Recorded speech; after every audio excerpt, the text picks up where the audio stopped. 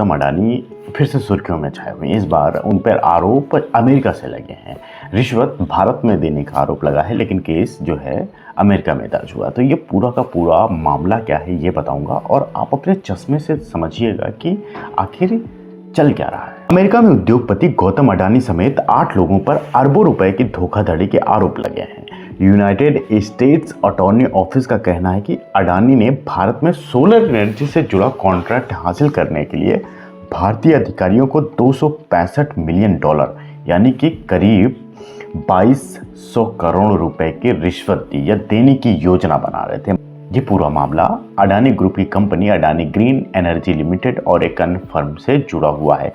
24 अक्टूबर 2024 को न्यूयॉर्क के federal court में ये केस दर्ज हुआ था, जिसमें सुनवाई में गौतम अडानी, उनके भतीजे सागर अडानी, विनीत एस जैन, रंजीत गुप्ता, साइरिल कैबिनिस, सौरभ अग्रवाल, दीपक मेहरोत्रा और रुपेश अग्रवाल को आरोपी बनाया गया है।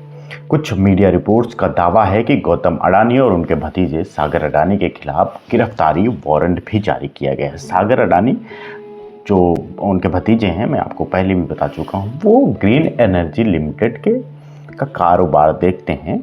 सर्वोसर्वा ग्रीन एनर्जी के वही है। अडानी पर आरोप है कि रिश्वत की इन पैसों को जुटाने के लिए उन्होंने अमेरिकी निवेशकों और बैंकों से झूठ बोला। अमेरिका में मामला इसलिए दर्ज हुआ क्योंकि प्रोजेक्ट में अमेरिका के इन्वेस्टर्स का पैसा लगा था और अमेरिकी कानून के तहत उस पैसे को रिश्वत के रूप में देना अपराध है। अब इस आरोप को थोड़ा सा और डिटेल में समझते हैं। आरोप है आखिर क्या?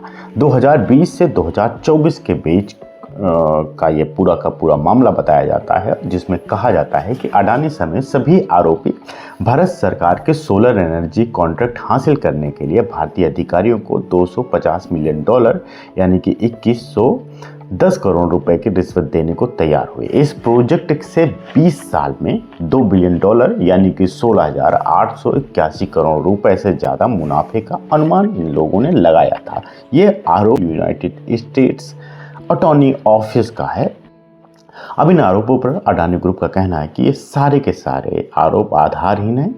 अडानी ग्रुप का कहना है कि हमारी कंपनी हर संभव कानूनी सहारा लेगी। जिन देशों में हमारा बिजनेस है, हमने वहाँ की गवर्नेंस, पारदर्शिता और नियमों का पालन किया। हम सभी स्टेक होल्डर्स और कर्मचारियों को आश्वस्त करते हैं कि हम कानून का पालन करने वाले संगठन हैं। यानी कि अडानी ग्रुप ने अमेरिका की तरफ से लगाए गए आरोपों को सिरे से खारिज कर दिया है, लेकिन इसका नतीजा अडानी ग्रुप पर कहीं ना कहीं नेगेटिव पड़ता दिख रहा है। जब अमेरिका की कोर्ट में सुनवाई हो रही थी, उसी दिन 20 ईयर ग्रीन बॉन्ड की बिक्री से $600 मिलियन यानी 5,064 रुपए जुटाने की जो घोषणा की थी, उसे कुछ घंटों बाद ही आरोप लगाए जाने के बाद वापस ले लिया गया। इसके साथ ही अडानी ग्रुप के जो चेयरमैन हैं गौतम अडानी, आरोप लगने के बाद उनकी जो संपत्ति है, नेटवर्थ है, उसमें बहुत ज़्यादा गिरावट देखने को मिली है। उनकी नेटवर्थ एक दिन में $12.1 बिलियन यानी कि करीब 1,02,000 करोड़ रुपए घटकर $57.7 बिलियन यानी कि 4,87,000 करोड़ रुपए रह गई है। इसी के साथ Adani Forbes real time billionaires list में 22वें नंबर से सीधे 25वें नंबर पर आ गए हैं। हालांकि वो अभी भी भारत के सबसे अमीरों की लिस्ट में शुमार हैं और मुकेश अंबानी के बाद उनका दूसरा नंबर आता है। लेकिन अडानी ग्रुप की कंपनियों के जो शेयर हैं, उन पे बहुत ज़्यादा इसका असर देखने को मिल रहा है। अब इस पूरे प्रकरण में एक नाम कई बार आया, वो सेंटर में है, क्योंकि जिस कंपनी पर आरोप लगे हैं रिश्वत देने के, उसका कामकाज सागर अडानी देख रहे हैं, जो कि अडानी के गौतम अडानी के भतीजे हैं। सागर ने ब्राउन यूनिवर्सिटी, यूएस की ही एक यूनिवर्सिटी है, वहाँ से इकोनॉमिक्स की डिग्री ली। सागर 2015 में अडानी में ग्रुप में काम करना शुरू किया। ग्रुप में ये एनर्जी बिजनेस और फाइनेंस को मैनेज करते हैं। वो रीयूनेबल एनर्जी बिजनेस में फोकस करते हैं और 2030 तक कंपनी को दुनिया का सबसे बड़ा रिन्यूएबल एनर्जी प्रोड्यूसर बनाने की इनकी योजना है, इनका प्लान है कि 2030 तक दुनिया के सबसे बड़े रिन्यूएबल एनर्जी का बिजनेस जो होगा वो इन्हीं के पास होगा। अमेरिका में जो आरोप लगा है अडानी ग्रुप पर, उसको लेकर भारत में सियासत भी खूब हो रही है। अडानी पर रिश्वतखोरी और धोखाधड़ी के आरोप के बाद कांग्रेस ने ज्वाइंट पार्लियामेंट कमेटी की से जांच कराने की मांग की है। हम बात एक और करते हैं। अडानी ने अभी हाल ही में ऐलान किया था कि वो अमेरिका में $10 मिलियन यानी कि करीब 84,406 करोड़ रुपए निवेश करेंगे, जिससे कि अमेरिका में 15,000 नौकरियां बढ़ेंगी। ऐसा नहीं है कि गौतम अडानी पहली बार विवादों में आए हों, उन पर चर्चा हो रही हो, पॉलिटिक्स हो रही हो, सियासत चरम पर हो, चारों तरफ वही छाए हुए हों। इससे पहले भी वो विवादों में रह चुके हैं। बहुत बड़ा विवाद जो 2023 जनवरी में हुआ था वो था हिंडनबर्ग रिसर्च के लगाए आरोप। तो उसकी भी डिटेल में चर्चा कर लेते हैं। जनवरी 2023, उस समय गौतम अडानी के फ्लैगशिप कंपनी अडानी इंटरप्राइजेस ने 20,000 करोड़ का फॉलो ऑन पब्लिक ऑफर लाने की घोषणा की थी।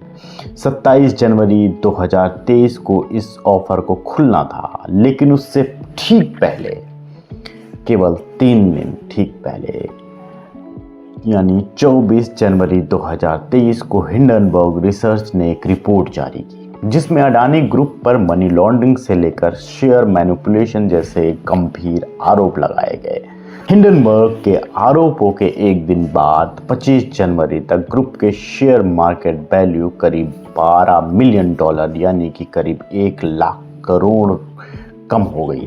हालांकि अडानी ने किसी भी गलत काम के आरोपों से इनकार किया। ऐसे में अडानी ग्रुप ने अपना 20,000 करोड़ का फॉलो ऑन पब्लिक ऑफर भी कैंसिल कर दिया। केस की जांच के लिए सुप्रीम कोर्ट ने 6 सदस्यीय कमेटी बनाई और सेबी ने भी मामले की जांच की। कोर्ट के फैसले के बाद अडानी ग्रुप के चेयरमैन गौतम अडानी ने कहा था, कोर्ट के फैसले से पता चलता है कि सत्य की जीत हुई, सत्यमेव जयते। मैं उन लोगों का आभारी हूं जो हमारे साथ खड़े रहे। भारत की ग्रोथ स्टोरी में हमारा योगदान जारी रहेगा। जय हिंद। गौतम अडानी से जुड़ा जो दूसरा सबसे बड़ा विवाद है वो है लो ग्रेड कोयले को हाई ग्रेड में बेचने का आरोप। अभी हाल ही में फाइनेंशियल टाइम्स ने Organized Crime and Corruption Reporting Project की एक रिपोर्ट का हवाला देते हुए दावा किया था कि जनवरी 2024 में अडानी ग्रुप ने एक इंडोनेशियाई कंपनी से $28 यानी कि करीब 2,360 रुपये प्रति टन की कथित कीमत पर लो ग्रेड कोयला खरीदा था। रिपोर्ट का आरोप है कि इस शिपमेंट को Tamil Nadu generation and distribution company को उच्च गुणवत्ता वाले कोयले के रूप में $91.91 यानी कि करीब 7,750 रुपये प्रति टन की औसत कीमत पर बेच दिया गया। फाइनेंशियल टाइम ने अपनी एक रिपोर्ट में आरोप लगाया कि अडानी ग्रुप ने इंडोनेशिया से कम रेट में कोयले को इंपोर्ट किया और बिल में हेराफेरी कर ज़्यादा दाम दिखाए। इसी के चलते ग्रुप ने कोयले में से जनरेट होने वाली बिजली ग्राहकों को ज़्यादा कीमत पर बेची। फाइनेंशियल टाइम्स ने यह भी आरोप लगाया कि 2019 से 2021 के बीच 32 महीनों में अडानी ग्रुप के इंडोनेशिया से भारत इंपोर्ट 30 कोयले के शिपमेंट की जांच की गई थी। इन सभी शिपमेंट के इंपोर्ट रिकॉर्ड में एक्सपोर्ट डिक्लेरेशन की तुलना में कीमतें ज़्यादा रकम करीब 582 करोड़ बढ़ाई गई, यानी कि 582 करोड़ रुपए की हेराफेरी का फाइनेंशियल टाइम्स ने गौतम अडानी पर आरोप लगाया। ये तो हुई आरोपों की बात। अब बात कर लेते हैं गौतम अडानी से जुड़े कुछ रोचक और उनके सफ़र के बारे में। तो शुरुआत करते हैं उनके जन्म से। गौतम अडानी 24 जून 1962 को जन्मे। College drop out Gautam Adani Gujarat से हैं। 1980 के दशक की शुरुआत में मुंबई के डायमंड इंडस्ट्री में अपनी किस्मत गौतम अडानी ने आजमाई थी। इसके बाद 1988 में एक छोटी सी एग्री ट्रेडिंग फर्म के साथ अडानी ग्रुप की शुरुआत की। ये अब एक ऐसे ग्रुप में बदल गया है जो कि coal trading, mining, logistic, power generation और डिस्ट्रीब्यूशन तक फैला है। Adani group green energy, airports, data centres और सीमेंट इंडस्ट्री में भी है। गौतम अडानी ने अपने ग्रुप को दुनिया का सबसे बड़ा रिन्यूएबल एनर्जी प्रोड्यूसर बनाने के लिए 2030 तक $70 अरब यानी कि 5,90,848 करोड़ रुपए का निवेश करने का कमिटमेंट किया है। 1996 में अडानी ग्रुप का फाउंडेशन बना। गौतम अडानी की पत्नी प्रीति की अगुवाई में ये फाउंडेशन की स्थापना हुई। अडानी फाउंडेशन भारत के ग्रामीण इलाकों में काम कर रहा है। वर्तमान में फाउंडेशन देश के 18 राज्यों में सालाना 34 लाख लोगों की जिंदगी बेहतर करने में मदद कर रहा है। प्रीति पेशे से डॉक्टर हैं। उन्होंने डेंटल सर्जरी में ग्रेजुएशन किया है। गौतम अडानी अभी 62 साल के हैं और कहा यह जा रहा है कि वो 70 साल की उम्र में अपने बेटों और चचेरे भाइयों को अडानी ग्रुप की कमान सौंपेंगे। 70 साल की उम्र में वो चेयरमैन का पद खाली करेंगे।